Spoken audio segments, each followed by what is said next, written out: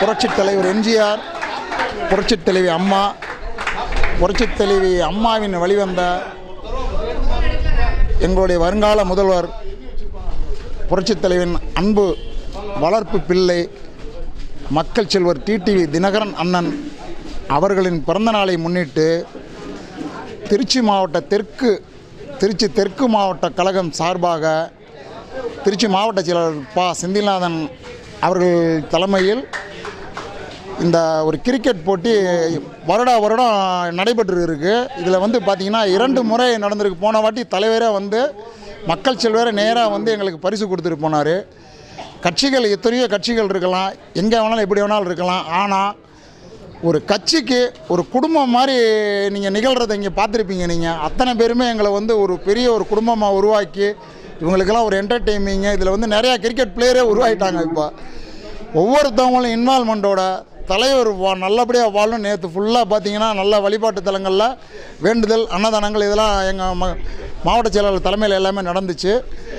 அதே மாதிரி இந்த விளையாட்டு போட்டி எப்படின்னு கேட்டிங்கன்னா, போன வருடம் நாங்கள் செஞ்சதை பார்த்துட்டு மற்ற எந்த கட்சியிலையுமே பெரிய பெரிய கட்சிகள்லாம் அந்த மாதிரி அவங்களாம் அரசியல் மாதிரி பண்ணுவாங்க.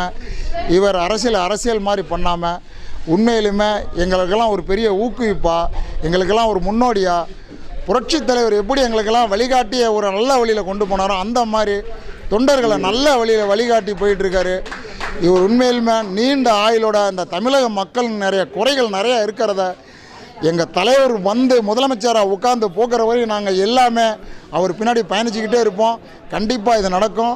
அவர் பிறந்த நாளில் இன்றைக்கி நாங்கள் அத்தனை பேருமே இன்றைக்கி இந்த அளவுக்கு இருக்கோம் அப்படின்னா கண்டிப்பாக நாளைக்கு ஒரு நாள் இன்றைக்கே பார்த்திங்கன்னா எங்கள் தலைவர் கையை காட்டுறவங்க தான் யார் முதல்வருங்கிற கண்டிஷனான சூழ்நிலை தான் இன்றைக்கி நடந்துகிட்ருக்கு. 6 மாத காலமாக பார்த்திங்கன்னா எல்லா மீடியாவிலும் எங்கள் தலைவர் தான். காரணம் என்னன்னு கேட்டிங்கன்னா, அவர் மாதிரி ஒரு நல்ல ஒரு லீடர்ஷிப்பை நீங்கள் பார்க்கவே முடியாது. எத்தனையோ கட்சிங்க இருக்கலாம், எத்தனையோ கட்சி தலைவர் இருக்கலாம். ஒரு உண்மையாக அதை மனசில் உள்ளதை யதார்த்தத்தையும் உண்மையை பேசக்கூடிய ஒரு தலைவர் துரோகத்தையும் அதர்மத்தையும் வேறு அறுத்து வருங்கால தமிழக முதல்வர் ஆற வரைக்கும் நாங்கள் அத்தனை பேருமே அவர் பின்னாடி பயணிச்சுக்கிட்டு இருப்போம். இன்னும் வரும் சட்டமன்ற தேர்தலில் மக்கள் செல்வருக்காக இன்னும் எவ்வளவோ தொண்டர்கள் இது மாதிரி எங்கெங்கேயோ ஒரு மூலையில் அவருக்காக போராடிக்கிட்டே இருக்கோம்.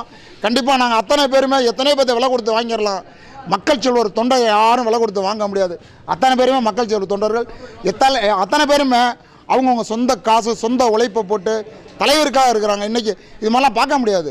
ஒரு நடிகர்களுக்கு 1000 பேர் போகலாம், அது ரசிகர். ஆனால் ஒரு தலைவன் பின்னாடி